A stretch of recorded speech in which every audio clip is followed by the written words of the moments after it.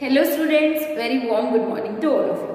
Dear student, आज हम redox reaction का थर्ड लेक्चर लेकर आए हैं, जिसमें हम बात करने वाले हैं या कंटिन्यू करने वाले हैं paradox of fractional oxidation state, जिसमें हमने बहुत सारे एग्जांपल्स किए थे इससे प्रीवियस लेक्चर में। आज हम बात करने वाले हैं कार्बन के कोवलेंट कंपाउंड में किस तरीके से आप ऑक्सीडेशन स्टेट निकाल सकते हैं अगर आपको एक से ज्यादा कार्बन की ऑक्सीडेशन स्टेट डिटरमाइन करनी हो। Let me start the lecture. For example, we have to use CH3COOH, ये गिवन है। CH3CH2OH, ये गिवन है। CH3CHO, ये गिवन है।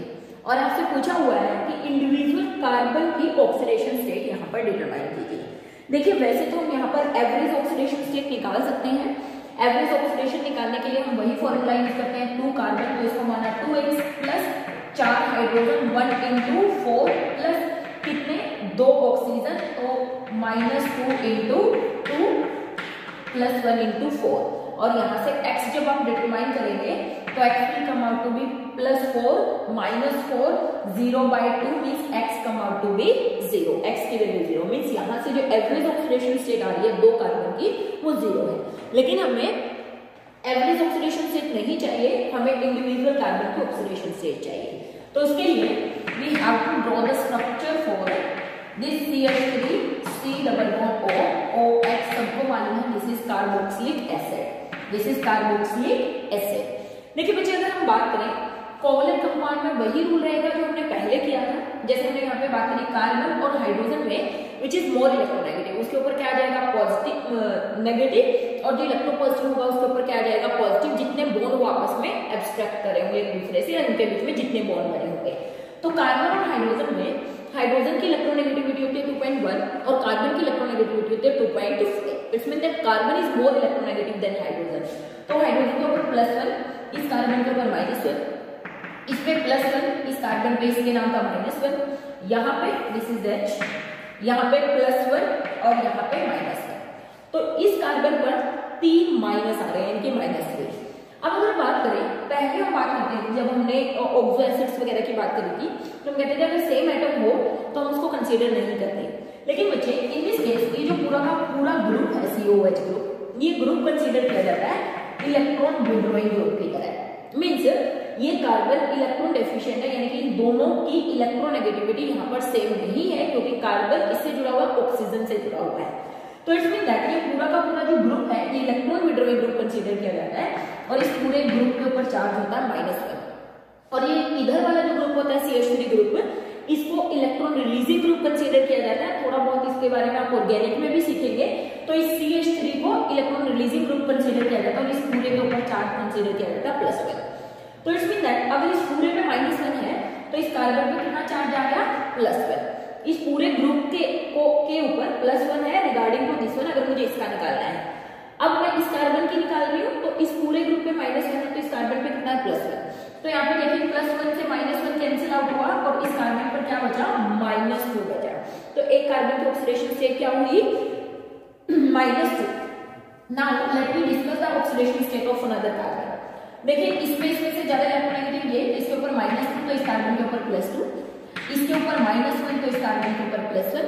अभी अभी बात करूं कि ये ग्रुप +1 कंसीडर करता है तो ये वाला ग्रुप -1 कंसीडर किया जाता है, पूरा का पूरा ग्रुप। तो इसमें -1 तो यहाँ पे देखिए +1 -1 कैंसिल आउट हो गया और इस कार्बन की ऑक्सीडेशन स्टेट कितनी आई +2। इट्स मीन दैट एक कार्बन की ऑक्सीडेशन स्टेट है -2, एक कार्बन की ऑक्सीडेशन स्टेट है +2। -2 और +2 अगर मैं ऐड करूं तो कितना आएगा 0। इसीलिए जब हमने एवरेज ऑक्सीडेशन स्टेट निकाली थी दोनों कार्बन की वो कितनी आई थी 0 और +2 और -2 0/2 मींस 0। तो इस तरीके से ऐसे कार्बन के कंपाउंड की आप ऑक्सीडेशन स्टेट निकाल सकते हैं। सिमिलरली ये ड्रॉ किया हमने, इसको हमने लिख दिया CH3, इंडिविजुअली लिख के दिखा देते हैं CH3 CH2OH। ठीक है, ये बिल्कुल वही है। देखिए ये वाला जो ग्रुप है इसके पूरे ग्रुप के लिए हम +1 कंसीडर करते हैं और ये जो ग्रुप है इसके रिस्पेक्ट में ये पूरा का पूरा ग्रुप जो है CH2OH ग्रुप, इसके ऊपर हम कंसीडर करते हैं -1। इसका मतलब इस पे अगर -1 है तो इस पूरे ग्रुप पे +1 है, इस पे +1 है और इस पे क्या है -1 है। फिर से देखिए हाइड्रोजन पे +1 तो इस कार्बन पे टोटल आ गया -3। अभी अभी बात करिए पूरा का पूरा ग्रुप -1 है तो इस पर आ गया +1 यानी कि इस कार्बन की ऑक्सीडेशन स्टेट कितनी होगी -2 क्योंकि -3 +1 यानी कि -2 ऑक्सीडेशन स्टेट। अब इस कार्बन की बात करें इसके ऊपर +1 इस हाइड्रोजन पर +1 तो इस कार्बन पर टोटल कितना आ गया -2 +1 -1 +1 -1 इस ऑक्सीजन पे क्योंकि OH ज्यादा इलेक्ट्रोनेगेटिव है तो इसके ऊपर कितना आया +1 और इस पूरे ग्रुप के नाम का यहाँ पर +1 तो इस पूरे ग्रुप का नाम का यहाँ पे -1। देखिए अब आप चेक करिए +1 -1 ये तो कैंसिल आउट हो गए और इस पर क्या बचा -2। ठीक है कितने बचे इस पे -2। एक बार वापस देख लीजिए कार्बन और हाइड्रोजन में से ये इलेक्ट्रोपॉजिटिव तो इस पे +1 इस पे -1 इस पे +1 इस पे -1 इस पूरे ग्रुप पे +1 तो इस पूरे ग्रुप के ऊपर -1 इस पे -1 तो इस पे क्या +1 क्योंकि oxygen is more electronegative than carbon तो यहाँ पे ये ग्रुप कंसीडर किया ये इंडिविजुअल कंसीडर किया तो +1 -1 कैंसिल आउट हो गए बचा -2 एक पे -2 है दूसरे पे -2 है यानी कि टोटल -4 और डिवाइडेड बाय 2 यानी कि एवरेज ऑक्सीडेशन स्टेट आएगी -2 और दोनों की ऑक्सीडेशन स्टेट ही कितनी है -2 आप यहाँ पे एवरेज निकाल के देख सकते हैं। देखिए 2 कार्बन 2x प्लस हाइड्रोजन कितने हैं 3 2 5 6 यानी कि 6 और -2 6 में से -2 चले गए 4 उधर जाकर हो गया -4 और 2 से डिवाइड कर दिया तो बच्चा आया -2 तो यहाँ से जो एवरेज ऑक्सीडेशन स्टेट आ गई थी -2 वो दोनों की नहीं थी वो एवरेज थी। क्यों क्योंकि दोनों की -2 और फिर इसको जोड़ के -4 डिवाइडेड बाय में 2 तो एवरेज कितनी आई -2 ऑक्सीडेशन स्टेट। ठीक है now let me consider another one that is CH3CH हमने कहा H C double bond O H यहाँ पे सेम रूल है इसके लिए तो +1 तो इस कार्बन के लिए कितना हो गया -3। ये पूरा ग्रुप भी विड्रॉइंग ग्रुप है क्योंकि अगेन कार्बन ऑक्सीजन से जुड़ा हुआ ये पूरा ग्रुप -1 है ये वाला पूरा ग्रुप तो इसके ऊपर कितना हो गया +1 इस पूरे ग्रुप पे -1 है इस पे कितना कार्बन पे +1 तो 3 में से 1 चला गया तो कितना आ गया -2 oxidation state of this carbon. इस कार्बन की अगर बात करें इसके ऊपर -2 इस कार्बन पे +2 हाइड्रोजन पे +1 तो कार्बन पे -1 इस पूरे ग्रुप पे +1 तो इस कार्बन पे कितना -1 इस पूरे ग्रुप पे +1 है CH3 वाले ग्रुप पे तो इस कार्बन पे कितना होगा -1। ठीक है बिल्कुल ऐसे ही जैसे इसमें कंसीडर किया था। तो आप देखिए 2 माइनस है 2 प्लस है आपस में कैंसिल आउट हो गए यानी कि एक कार्बन की ऑक्सीडेशन स्टेट कितनी है 0 एक कार्बन है -2 में एक कार्बन है 0 में दोनों को जोड़ा तो आया -2 डिवाइडेड बाय 2 तो एवरेज ऑक्सीडेशन स्टेट आई -1। समझ आ गई ना कैसे इसमें -2 था इस पे 0 था दोनों को जोड़ा तो -2 ही बचा लेकिन ये -2 तो एवरेज अगर मैं बात करूं 2 की है तो एवरेज कितनी आई -1। अब आप एवरेज यहां से निकाल के देख सकते हैं। देखिए 2 कार्बन तो माना 2x प्लस 1 2 3 4 हाइड्रोजन तो +4 माइनस एक ऑक्सीजन 2 तो 4 में से 2 चला गया प्लस के 2 लेकिन उधर जाके हो गया माइनस का 2 और x में 2 यानी कि एवरेज ऑक्सीडेशन स्टेट आ गई -1। तो इस तरीके से कार्बन के कंपाउंड के अंदर क्या की जाती है एवरेज ऑक्सीडेशन स्टेट डिटरमाइन की जाती है और एवरेज के साथ साथ अगर इंडिविजुअल निकालनी है तो आप ये वाला मेथड यूज करते हैं इलेक्ट्रोपॉजिटिव इलेक्ट्रोनेगेटिव पूरे ग्रुप पे -1 है तो इस कार्बन पे +1 है इस पूरे ग्रुप पे +1 है तो इस कार्बन पे -1 है इस पूरे ग्रुप पे +1 है तो इस कार्बन पे -1 है इस पूरे ग्रुप पे -1 है तो इस कार्बन पे +1 है इस पूरे ग्रुप पे +1 है तो इस पे -1 है और इस पूरे पे -1 है तो इस कार्बन पे +1 है। तो इस तरीके से हम क्या निकाल सकते हैं average oxidation state of carbon compound in oxidation state जब हमें इंडिविजुअल निकालनी हो। ठीक है नाउ लेट वी डिस्कस आप इसका स्क्रीनशॉट ले सकते हैं आप चाहें तो इसको मैं कहती हूँ कि कॉपी में लिख लीजिए क्योंकि जितनी भी एनामलस ऑक्सीडेशन स्टेट अगर वो सभी एक जगह रखी जाएंगी तो आपके लिए इजी होगा आपको ऑक्सीडेशन स्टेट बार बार ढूंढनी नहीं पड़ेगी और आपको प्रोसेस जो होगा रेडॉक्स रिएक्शन का वो इजी हो जाएगा लेटर में।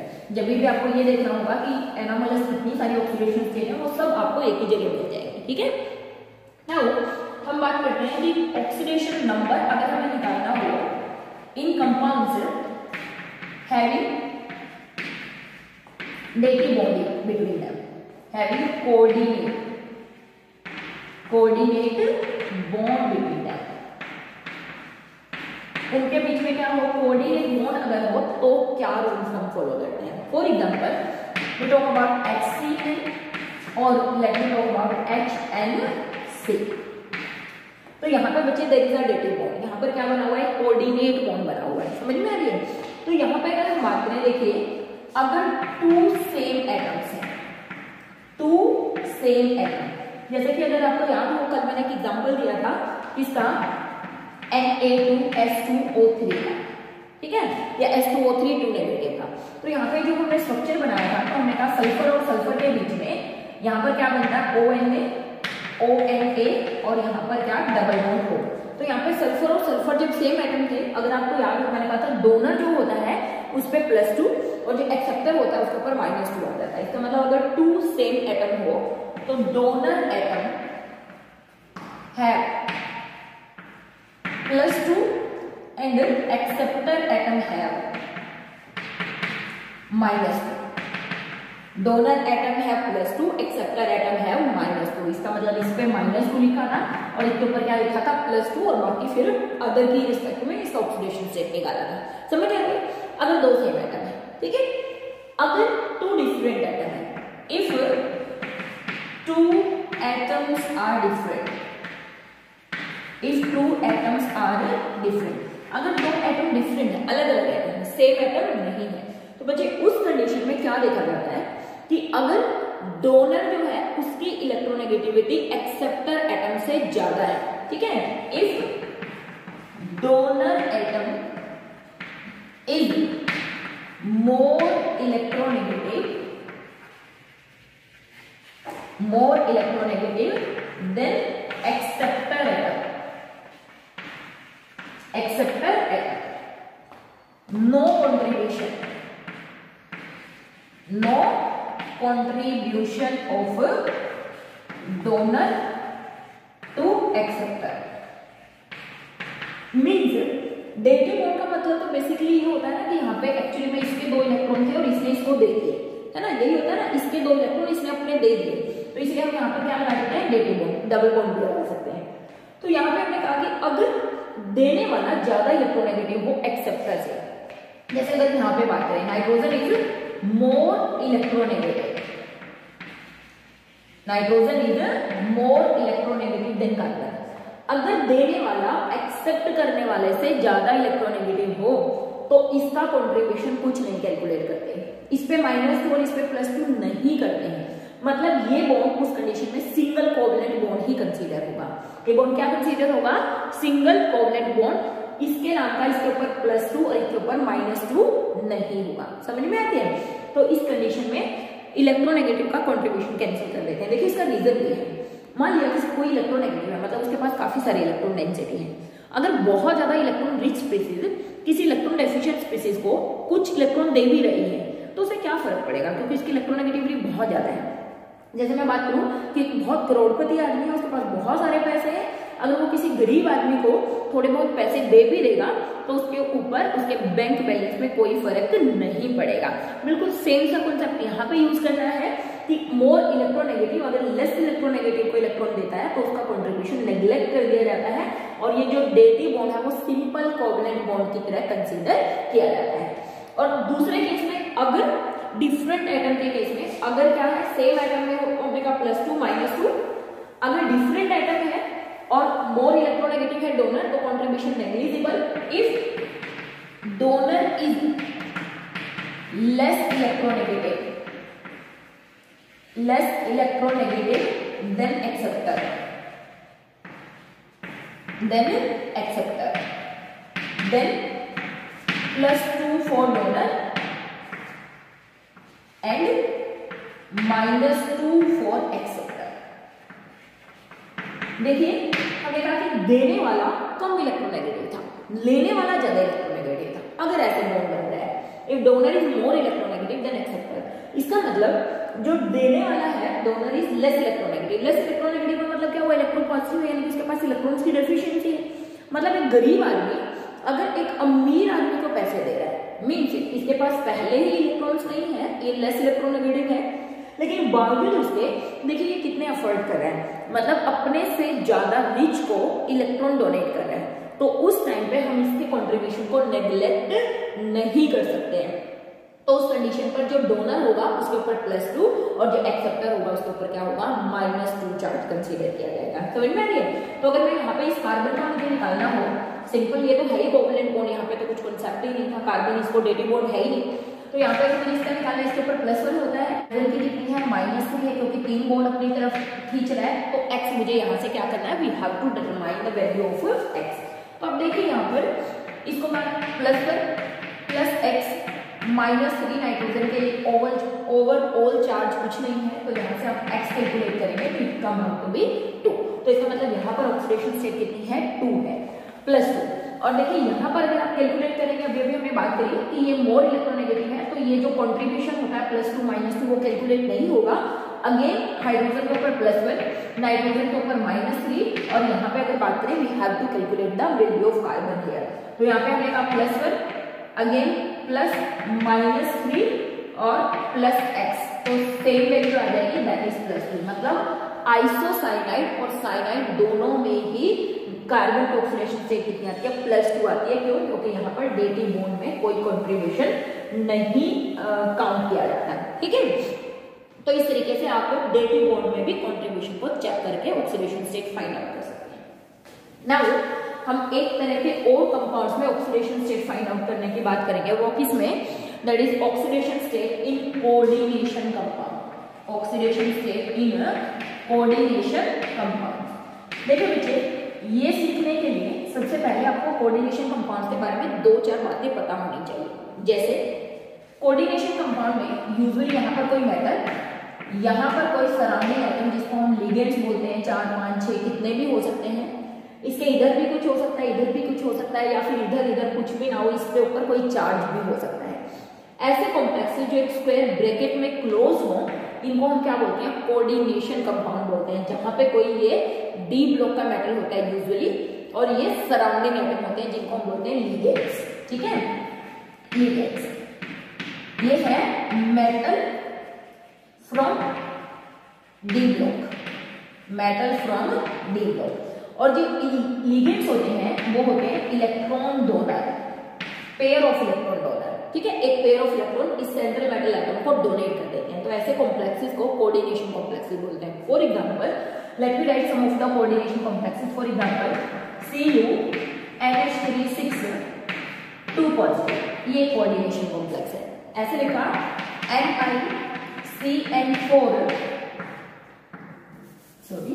NiCN4 और यहाँ पे लिख दिया 2 नेगेटिव, -1 उधर जाके +4, यस, तो -2 नेगेटिव।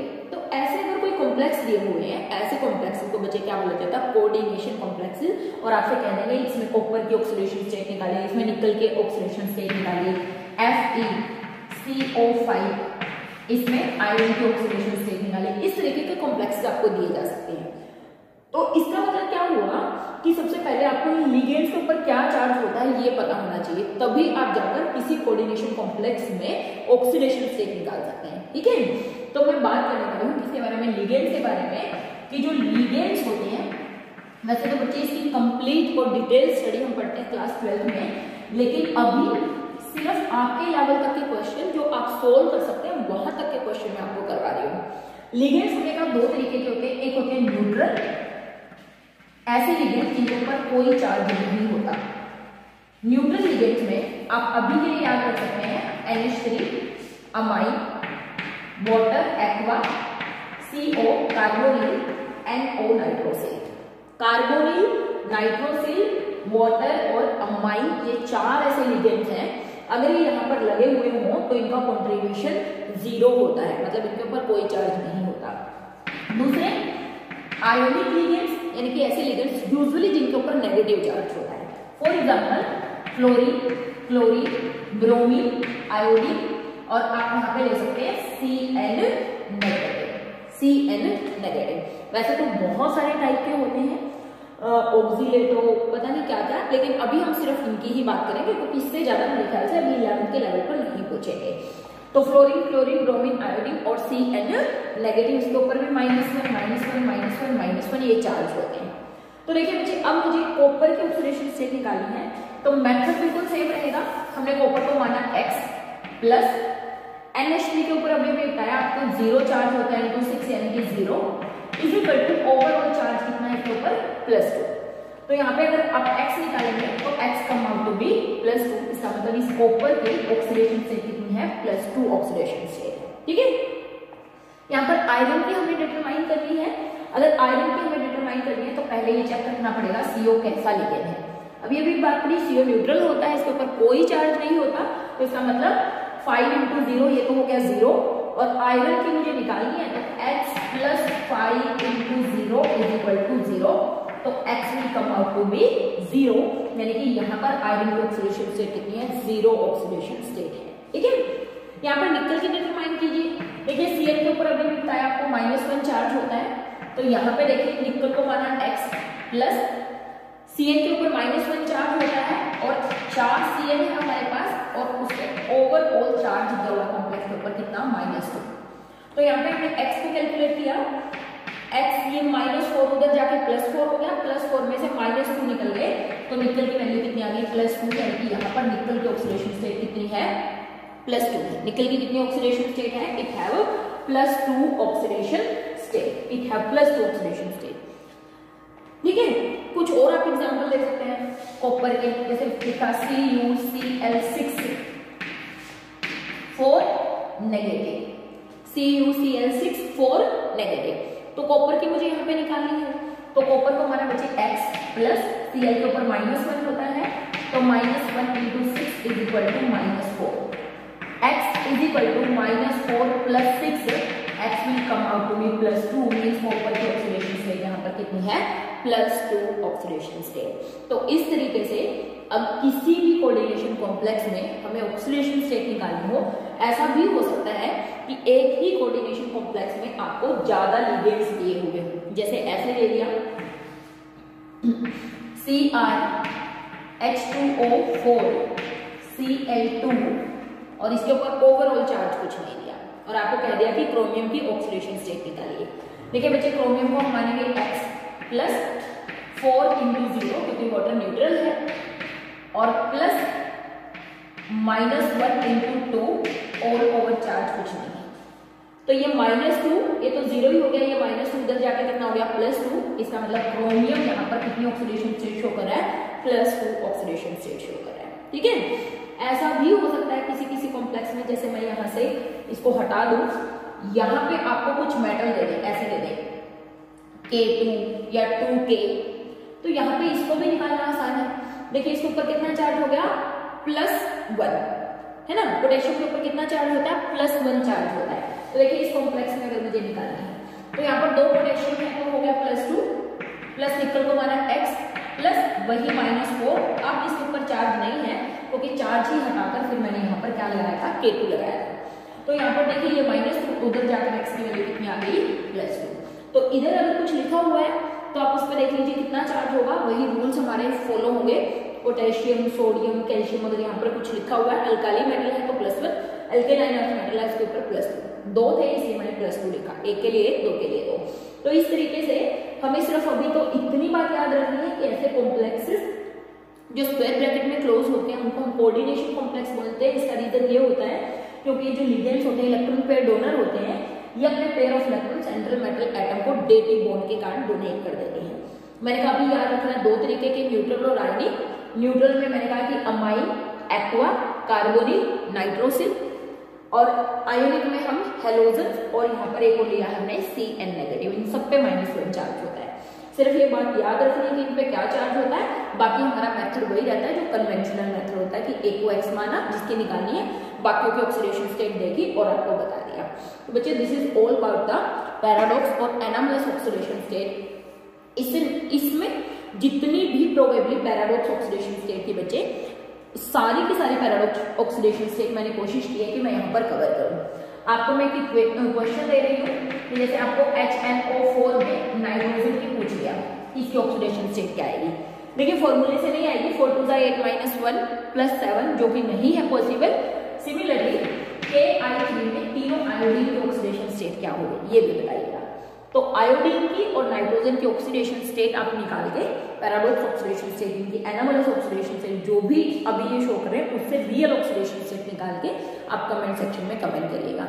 इससे रिलेटेड अगर आपको कोई भी दिक्कत है, चाहे वो कोऑर्डिनेशन कॉम्प्लेक्सिस है, चाहे वो हमने कहा जो कल हमने लेक्चर लिया है सेकेंड लेक्चर रेडॉक्स रिएक्शन के लिए, या आज जो हमने बात करी है पूरे लेक्चर में से अगर कहीं भी आपको डाउट हो तो आप कमेंट सेक्शन में कमेंट कर सकते हैं। तो बच्चों नेक्स्ट लेक्चर में हम बात करने वाले हैं how to balance our redox chemical reaction. तो मिलेंगे नेक्स्ट लेक्चर में, तब तक हैव अ नाइस डे बच्चों।